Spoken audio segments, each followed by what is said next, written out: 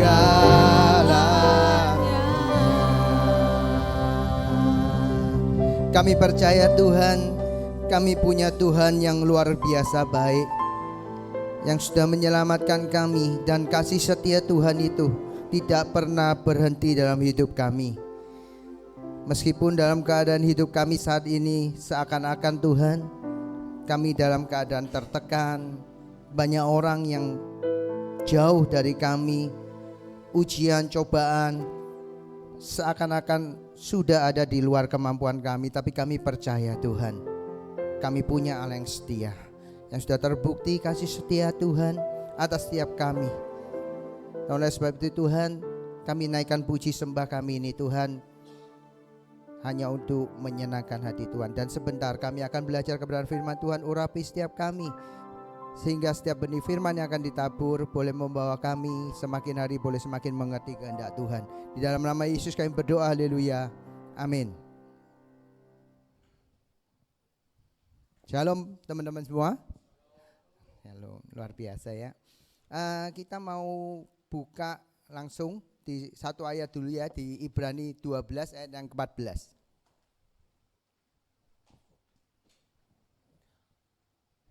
Ibrani 12 ayat yang ke-14 ya. Kita baca sama-sama ya, cuman satu ayat. 1, 2, 3. Berusahalah hidup damai dengan semua orang dan kejarlah kekudusan, sebab tanpa kekudusan tidak seorang pun akan melihat Tuhan. Amin ya. Teman-teman, Ibrani 12 itu masih satu bagian, masih nyambung ya dengan Ibrani yang ke-11. Ibrani yang ke-11 itu bicara tentang saksi-saksi imam ya. Kalau kita pindah pasal, maka judul perikopnya akan jadi nasihat supaya bertekun dalam iman. Nah, dalam bertekun dalam iman itu ayat 14 ini yang akan kita bahas ya. Dalam bertekun dalam iman itu berusahalah hidup damai dengan semua orang dan kejarlah kekudusan. Kalimat ini akan mudah mungkin ya kalau kita ini hidup dalam keadaan yang fine, baik-baik saja. Ya, tapi kalau kita lihat latar belakang di mana surat Ibrani ini ditulis oleh penulis surat Ibrani kepada jemaat Yahudi yang ada di Roma pada waktu itu ya. Jemaat Yahudi yang sudah percaya Kristus itu mereka dalam tekanan oleh orang-orang Romawi, juga tekanan oleh orang-orang sesama Yahudi yang mereka belum percaya Tuhan. Ya, mereka ditekan, mereka dianiaya.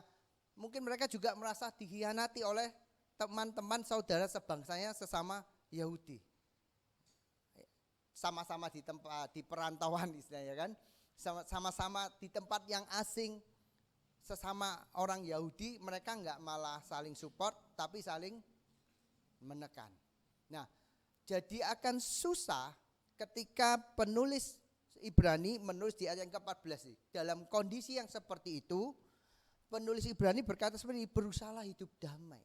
Bagaimana kita bisa hidup damai di situasi di mana banyak orang yang mungkin ya memusuhi kita, menekan kita, bahkan mungkin mengkhianati kita. Ya teman-teman ya, kan ya susah gitu. Nah, kata berusaha kalau kita dari bahasanya kita akan dapat berusaha itu mempunyai arti berlari dengan cepat untuk mengejar sampai mendapatkan. Kadang ketika kita mendapatkan firman Tuhan ayat ini, berusahalah hidup damai. Ya, bukan berarti ya aku kan sudah berusaha damai dengan orang yang menyakiti saya, dengan orang yang mungkin sudah mengkhianati saya.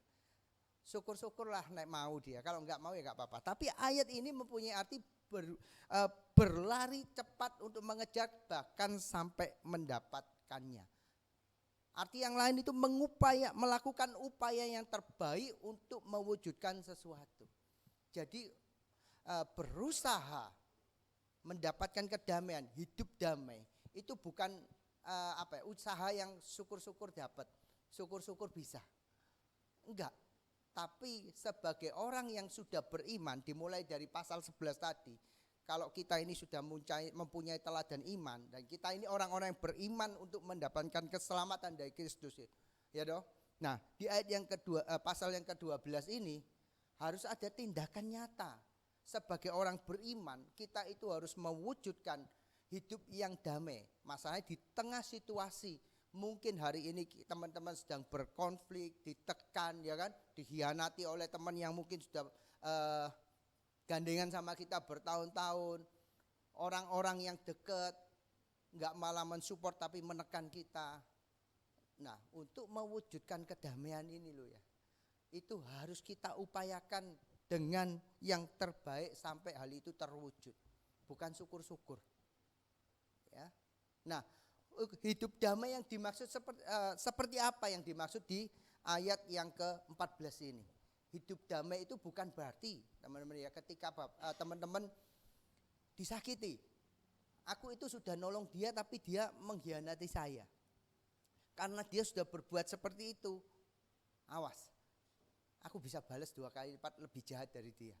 Kan itu sesuatu yang sudah terbiasa kita dengar ya teman-teman ya.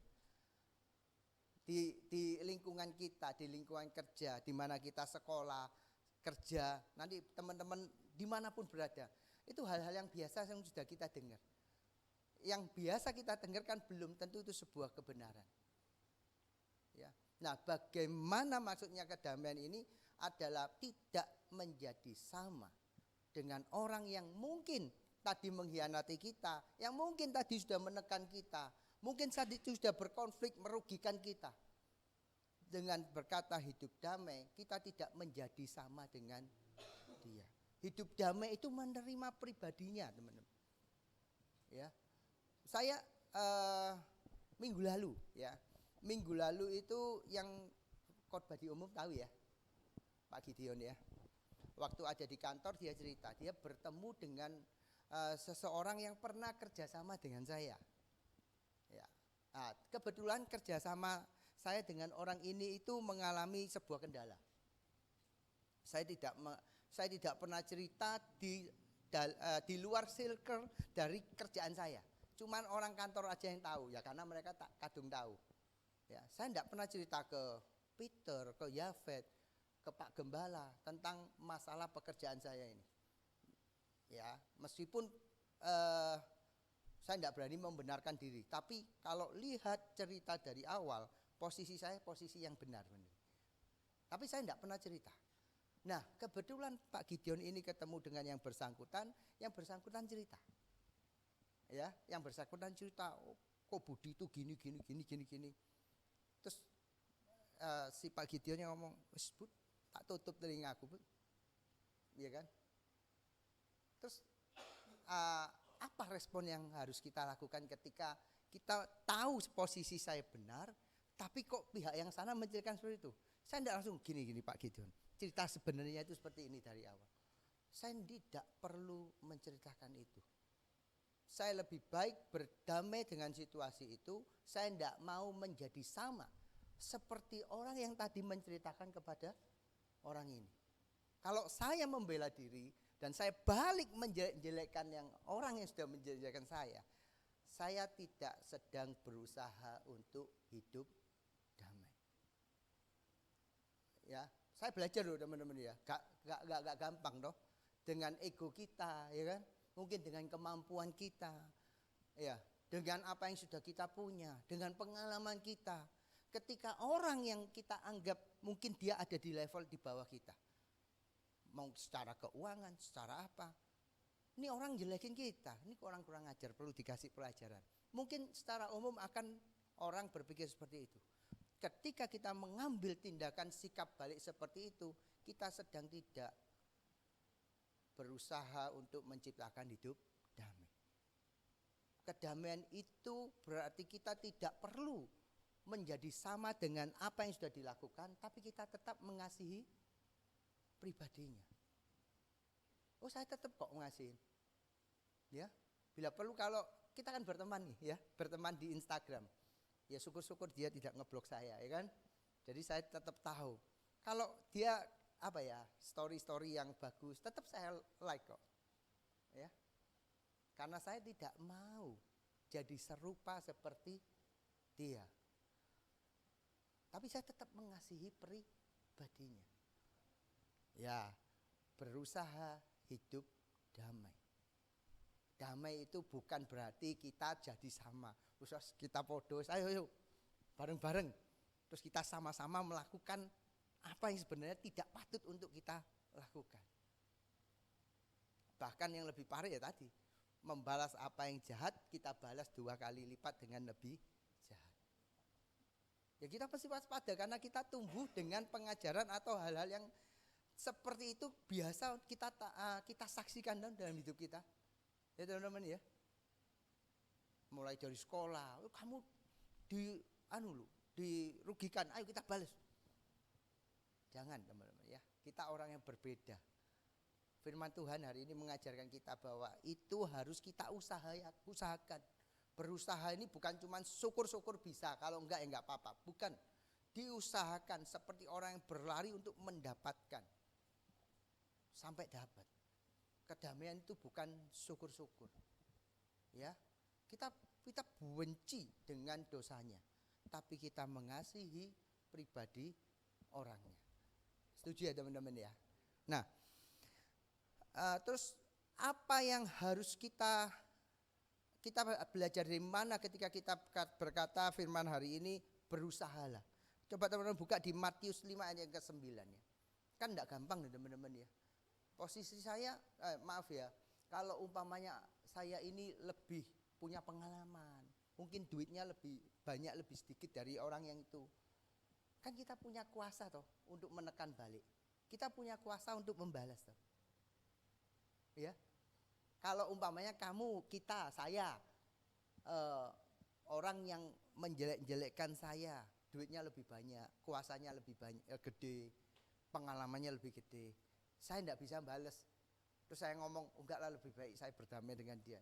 Itu bukan keinginan damai, karena memang kita enggak punya kemampuan aja untuk balas. Ya, tapi bagaimana posisi di mana kita punya kemampuan, kita punya daya untuk kita melakukan pembalasan, tapi kita enggak melakukan. Ya, jangan dikamuflase dengan oh iya damai aja. Ya karena kita enggak punya kemampuan membalas saja. Enggak ya. Nah, di Matius 5 ayat ke-9 itu berkata seperti ini, teman-teman. Berbahagialah orang yang membawa damai, karena mereka akan disebut anak-anak Allah. Kata membawa damai itu semua terjemahan bahasa Inggris menerjemahkan dengan kata apa? Peacemaker.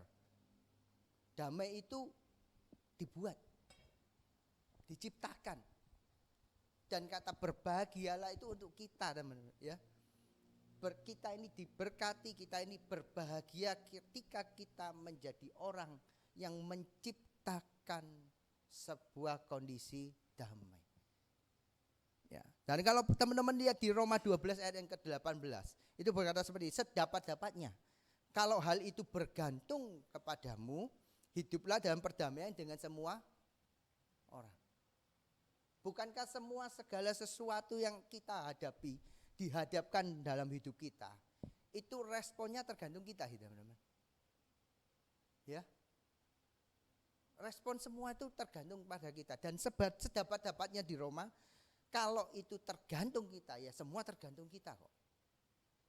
Kita mau balas atau kita mau berdamai, itu tergantung kita. Tapi di Matius tadi ngomong apa? Ditegaskan kita ini peacemaker. Jadi harus berkaitan. Itu semua tergantung kita.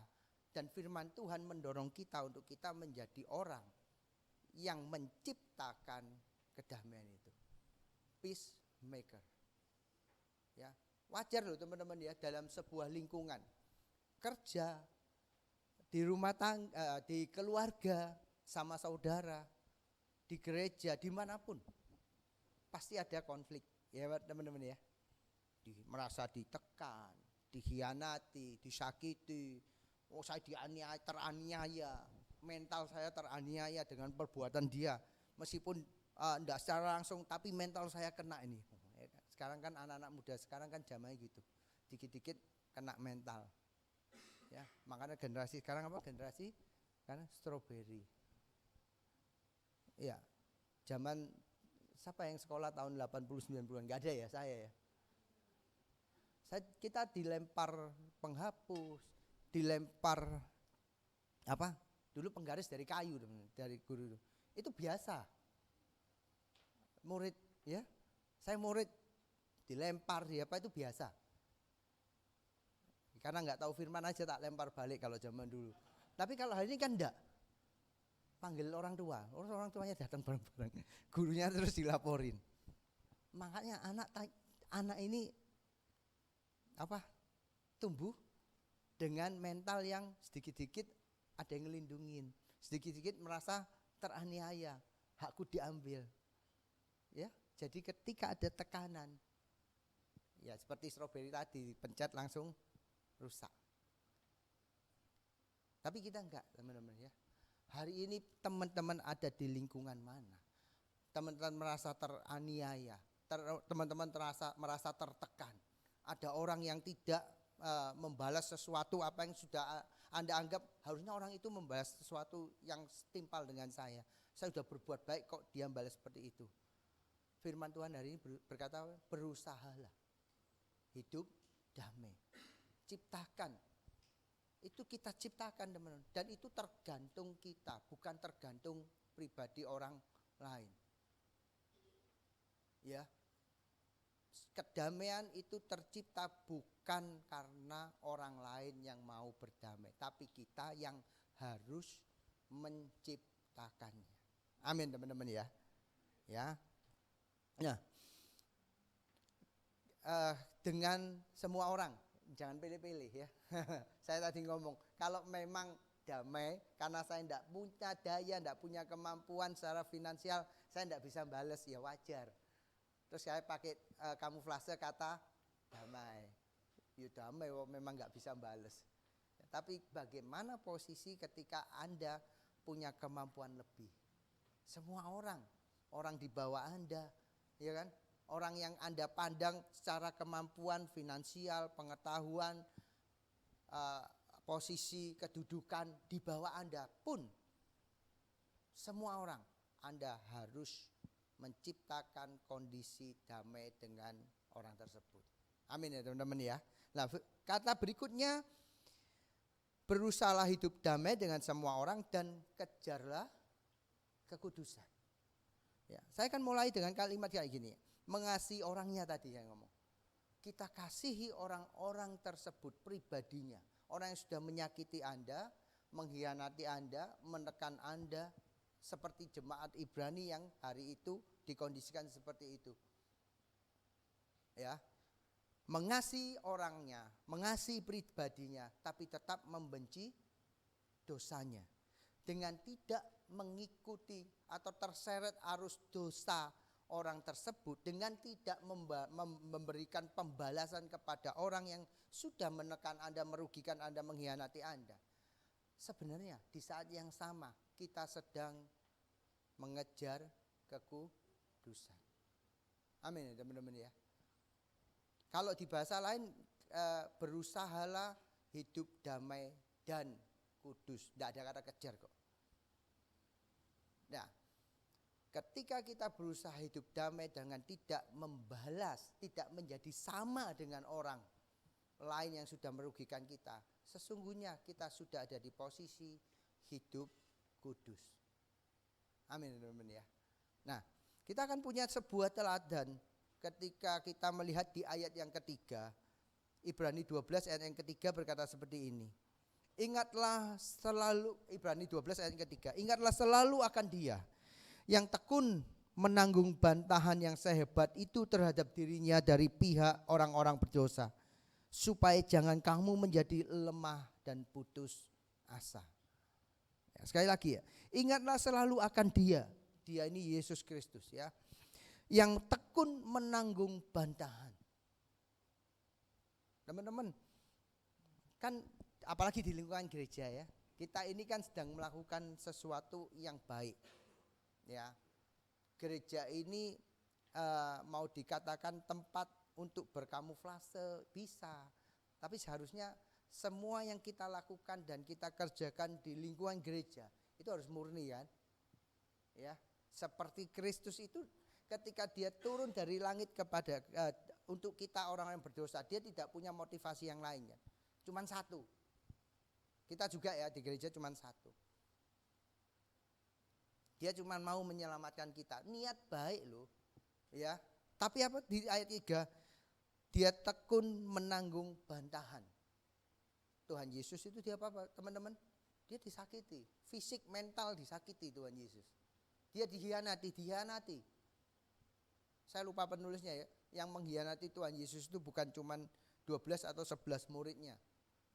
Hampir 5.000 orang yang barusan aja dikasih 5 roti dan 2 ikan.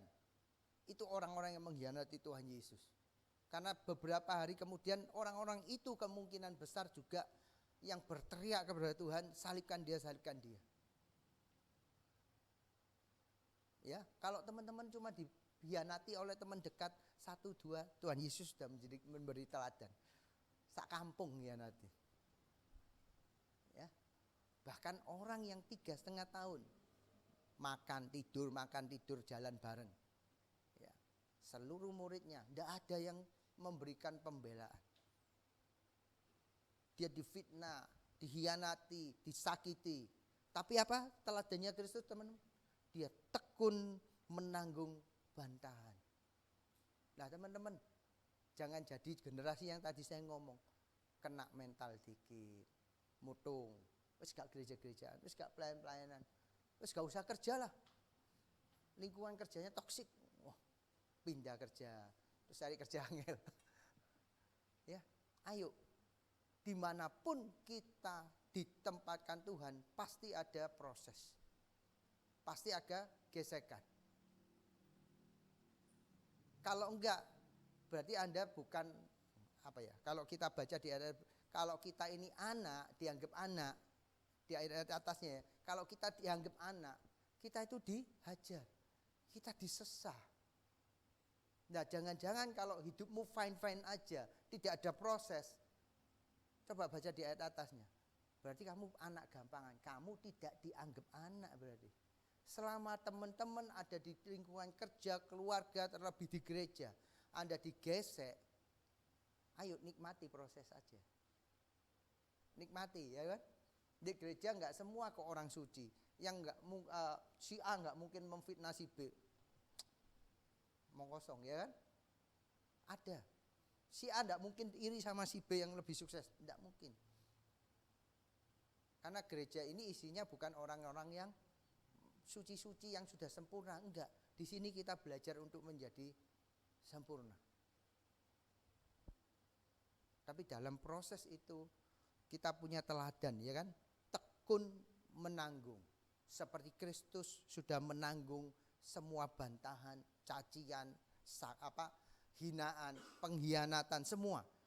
Supaya jangan kamu menjadi lemah. Ketika teman-teman hari ini diproses, ketika teman-teman hari ini digesek, ya kan, untuk jadi lebih tajam, ingat teladan Kristus. Di ayat 3 tadi kalimat terakhirnya apa? Supaya kita tidak menjadi lemah. Ketika kita melihat teladan Kristus, ketika kita sudah lihat apa yang Tuhan buat kita, ketika kita melihat itu, kita tidak menjadi lemah. Kita tahu bahwa perjuangan kita itu belum sampai mencucurkan air mata dan keringat darah. Nanti baca keseluruhan ayat pasal 12 ya. Perjuangan kita kan cuma apa sih? Digesek sedikit nangis mutung pergi. Diproses sedikit kena mental. Wah ini lingkungan toksik, gak membangun. Enggak teman-teman. Kita tahu, kita punya teladan yang jauh lebih parah mengalami proses.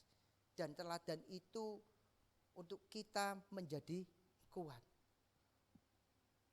Untuk kita supaya lebih kuat. Kabar bahwa Tuhan Yesus sudah menanggung segala bantahan. Itu adalah kekuatan buat setiap kita orang yang percaya akan Kristus. Amin teman-teman. Ya, saya nggak lama firman Tuhan.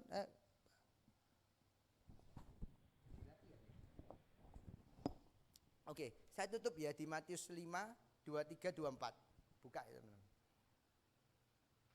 Matius pasalnya yang ke-5. ayat yang ke-23 dan 24.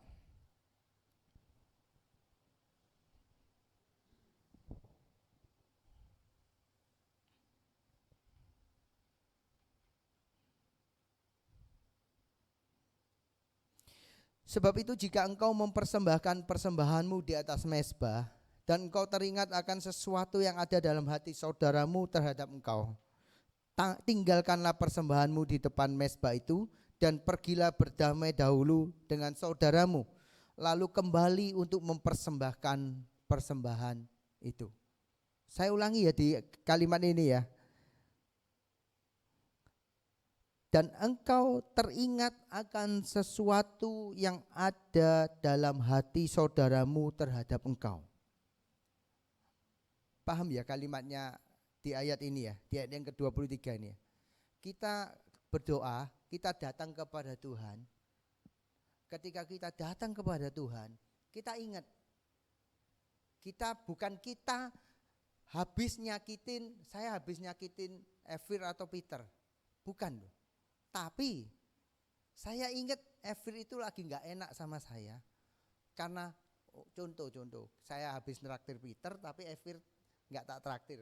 Sakit hati Evir, umpamanya.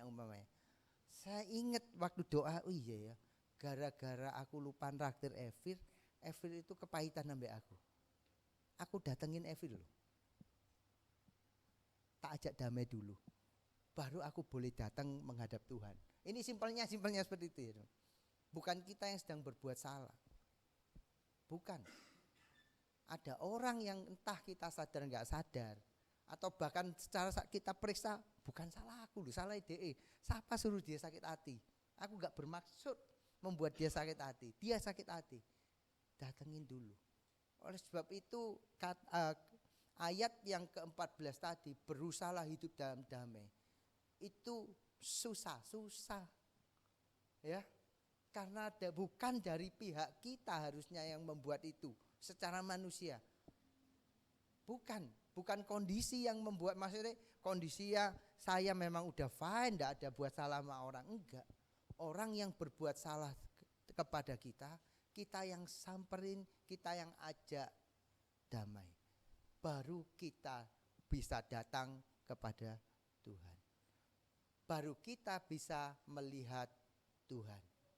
Ya, teman-teman baca di ayat yang ke-14 sekali lagi. Ayat yang kalimat yang terakhir. Sebab tanpa kekudusan tidak seorang pun dapat melihat Tuhan. Amin teman-teman ya. Kata kudus teman-teman itu artinya dipisahkan, dikhususkan. Dipisahkan dari apa? Kita sudah dipisahkan. Ketika kita menerima Yesus Tuhan sebagai juru selamat, kita dikuduskan. Berarti kita sudah dipisahkan dari dosa. Kita hidup untuk Kristus. Kalau kita sudah hidup untuk Kristus, ya kan, jangan lagi kita membalas menjadi sama atau membalas atau menjadi sama dengan orang-orang yang hari ini dikirim Tuhan bukan untuk menyakitimu, tapi cuma untuk memproses kita, untuk mendewasakan kita. Amin teman-teman ya. Ayo. Saya nggak tahu satu persatu teman-teman diproses Tuhan dalam hal apa. Saya nggak mau proses keuangan, enggak ya. Banyak kali dalam kehidupan saya itu diproses dalam hal ketika ada orang yang nggak seneng sama saya, ya kan? Diomongin di belakang. Itu di lingkungan kerja, di lingkungan pertemanan, persahabatan dengan orang luar sana, bahkan di lingkungan gereja. Hari ini 13 tahun gereja ini usianya. Saya tahu sejak tahun pertama, kedua, ketiga begitu banyak orang yang membicarakan saya di belakang. Tapi hari ini saya tetap ada di sini. Dan teman-teman boleh memberikan nilai. Apakah saya memberikan sikap tidak baik pada orang satu persatu sini? Semua orang, hampir semua orang saya berusaha untuk hidup damai. Saya masih belajar. Dan orang yang saya senyum, yang saya salaman kepada dia, shalom, itu kadang itu orang yang ngomongin saya di belakang. Ya, itu yang kadang orang-orang yang saya tahu dia nggak suka mungkin keberhasilan saya, mungkin apa yang sudah saya capai, saya tahu. Tapi tetap saya mengulurkan tangan, tetap saya berkata shalom. Amin teman-teman. Ya, ayo Teman-teman coba hari ini periksa, ada hal apa yang harusnya teman-teman itu lepas untuk teman-teman menjaga kekudusan itu. Teman-teman sudah dikhususkan, tidak boleh lagi tercampur dengan dosa. Ketika kita menjadi sama dengan orang yang menyakiti Anda, ketika kita membalas, sesungguhnya kita tidak lagi kudus dan kita tidak bisa melihat Tuhan. Amin. Saya undang WL Musik, boleh maju ke depan.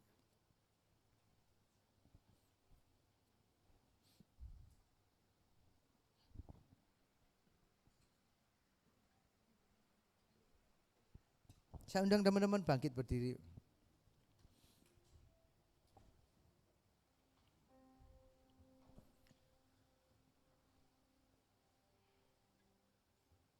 Setiap teman-teman kan hidup bukan cuma di gereja ini ya. Paling seminggu cuma 2 jam, 4 jam paling lama, ya kan?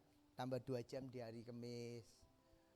Di luar itu kan banyak menemui, entah itu teman kuliah, teman kerja, keluarga bahkan. Pasti kita menemui orang-orang yang memang sengaja dikirim Tuhan. Ya, saya ngomong, itu memang sengaja dikirim Tuhan untuk memproses kita jadi lebih tajam.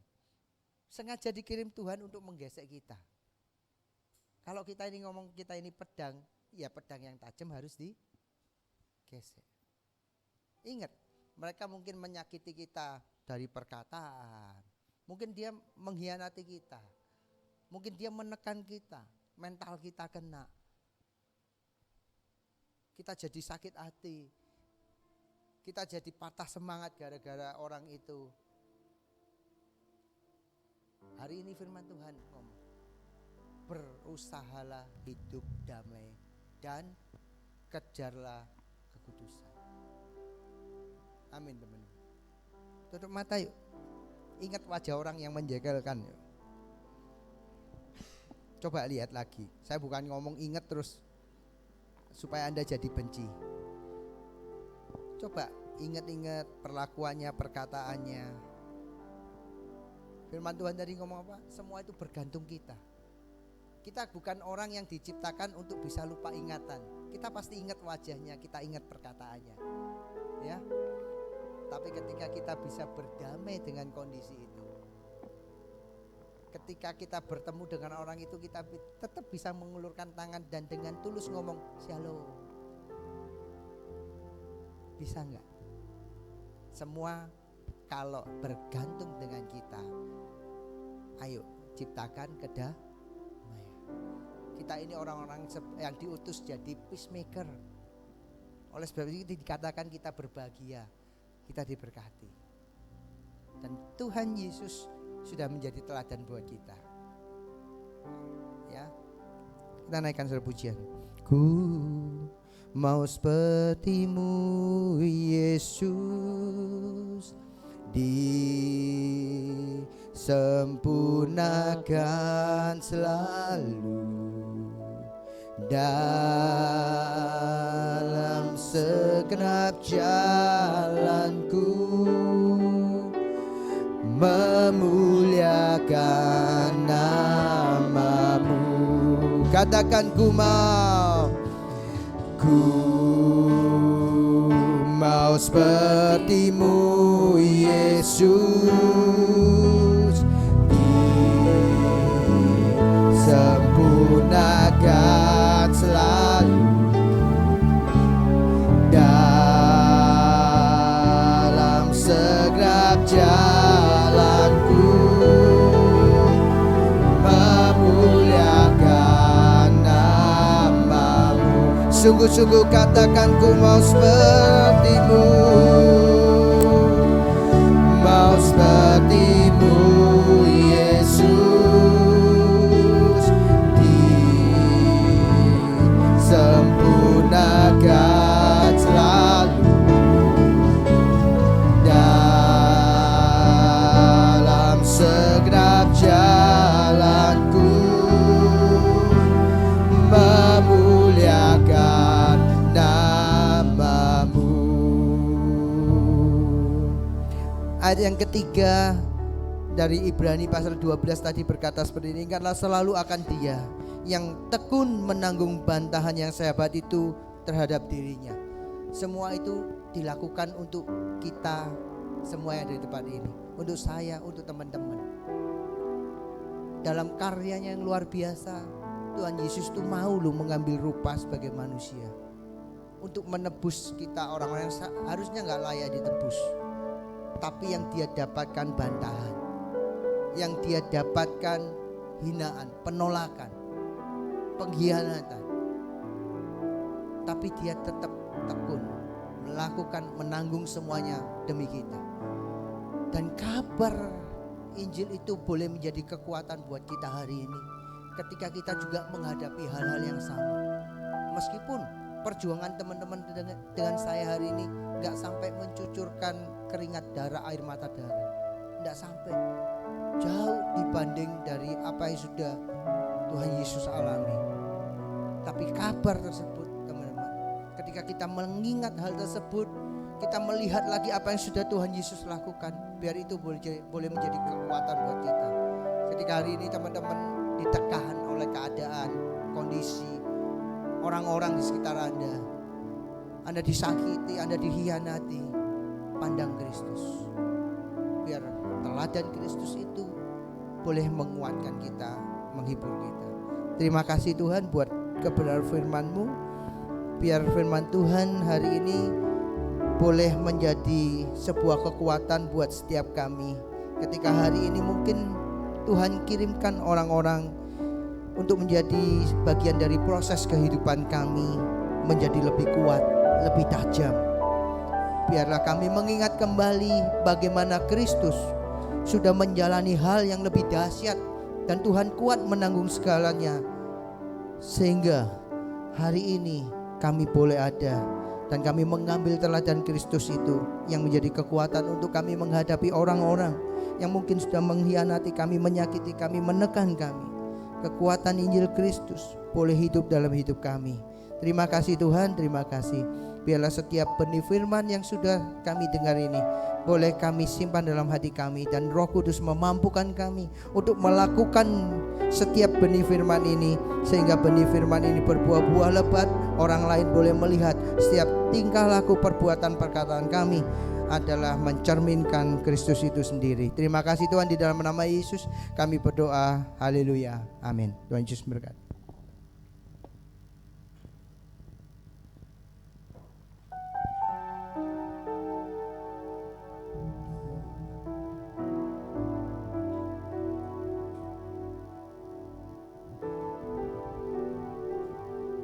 Baik teman-teman, kita akan berdoa sekali lagi. Terima kasih Tuhan atas firman-Mu yang begitu luar biasa bagi kami pada siang hari ini. Biarlah kedamaian itu Tuhan selalu ada di dalam kehidupan kami sebagai saudara seiman kami, karena kami percaya bahwa Engkau adalah sumber damai itu dalam kehidupan kami. Ajarin kami terus untuk saling mengasihi satu dengan yang lain dan memancarkan kasih yang dari Engkau kepada siapapun Tuhan. Terima kasih firman-Mu yang mengingatkan kami pada siang hari ini. Biarlah firman-Mu ini Tuhan yang senantiasa tertanam dan bertumbuh di dalam kehidupan kami, dan kami terus belajar untuk melakukan dalam kehidupan kami sehari-hari bersama dengan Tuhan. Kami berdoa bagi hamba-Mu Ko Budi sebagai pastor youth yang telah menyampaikan firman-Mu. Kau berkati setiap pekerjaan usaha apapun yang dikerjakan setiap hari Tuhan, dan bahkan pelayanannya semua diberkati oleh Tuhan. Kami percaya bahwa hamba-Mu akan menjadi teladan dimanapun dia berada Tuhan, dan bahkan telah ada iman yang luar biasa yang Tuhan berikan dalam kehidupan hamba-Mu. Berikan kesehatan Tuhan, berikan kekuatan, dan diberkati juga keluarga daripada pastor youth kami ini Tuhan. Kedamaian dan keharmonisan, kesejahteraan menjadi bagian di dalam keluarga daripada pastor youth ini Tuhan. Terima kasih Tuhan Yesus, pada siang hari ini biarlah Tuhan setiap kami yang datang di hadirat-Mu membawa seluruh hidup kami. Biarlah Tuhan terus memakai kami sebagai anak-anak muda menjadi garam dan terang di tengah-tengah dunia ini Tuhan. Kami terus berdoa buat setiap teman-teman youth yang mungkin hari ini tidak bisa bersama-sama dengan kami Tuhan. Dalam hal apapun keadaan dan kondisi mereka pada saat ini, kami percaya juga Tuhan memberikan mereka kekuatan dan penyertaan-Mu ada bagi mereka. Terima kasih Tuhan Yesus, sementara kami akan mengumpulkan persembahan kami, Tuhan memberkati setiap persembahan kami. Oleh sebab itu, hanya di dalam nama Tuhan Yesus Kristus kami sudah berdoa dan mengucap syukur, haleluya, amin. Baik teman-teman, sambil kita mengumpulkan persembahan kita, ada beberapa pengumuman yang saya sampaikan buat kita semua. Yang pertama, hari Kamis ada ibadah doa malam di tempat ini. Buat teman-teman yang hadir dan yang bisa datang bisa jam 9 pada hari Kamis jam 9 malam. Dan berikutnya adalah hari Sabtu ada doa puasa seperti biasa jam 10 pagi. Dan sorenya setengah 7 ada komsel buat teman-teman semua. Yuk datang komsel, kita sama-sama bertumbuh di dalam iman akan pengenalan ya kebenaran firman Tuhan. Kita akan bisa sharing bersama, saling menguatkan satu dengan yang lain dan saling mendoakan di komsel.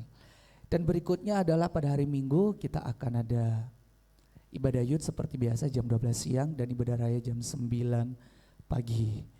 Dan sebentar kita akan ada latihan untuk padus, boleh latihan, dan untuk yang juga yang syuting, selamat syuting. Kalian adalah anak-anak youth hebat ya, untuk persiapan ulang tahun gereja yang ke-13. Dan saya informasikan juga pada tanggal 2 hari Sabtu tanggal 2 November itu jam 5 kita ada geladi bersih ya di tempat ini, itu hari Sabtu. Ya. Iya. Jam 5 sore. Jam 5 sore tanggal 2 November. Jadi teman-teman semua yang sudah terlibat di dalam pelayanan untuk tanggal 3 November ini ulang tahun gereja dipersilakan untuk hadir. Seperti Padus dan teman-teman lainnya yang mengisi acara. Terima kasih, Tuhan Yesus memberkati.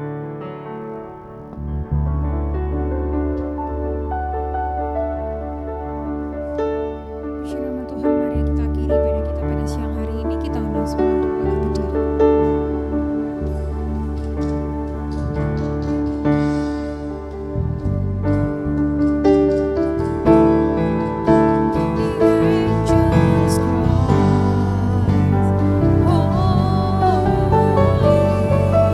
All creation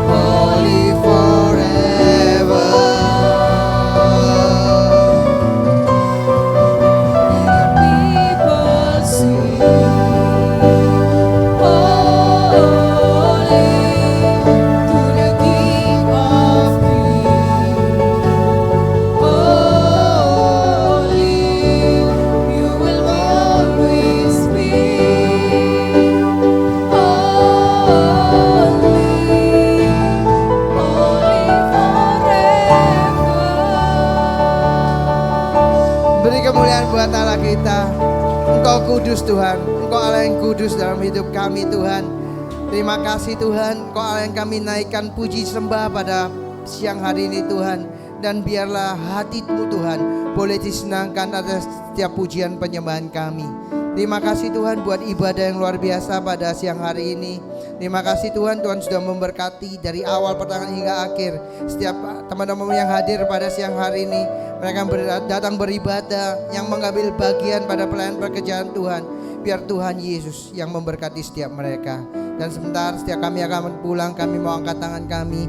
Biar berkat dari Allah Bapa, Putra dan Roh Kudus turun atas setiap kami dengan sukacita, kasih karunia dan penyertaan Tuhan yang sempurna atas setiap apapun yang kami lakukan kerjakan. Baik itu studi sekolah kami, usaha pekerjaan kami, bahkan pelayanan kami mengiring Tuhan. Tuhan Yesus yang menjadikan semua berhasil.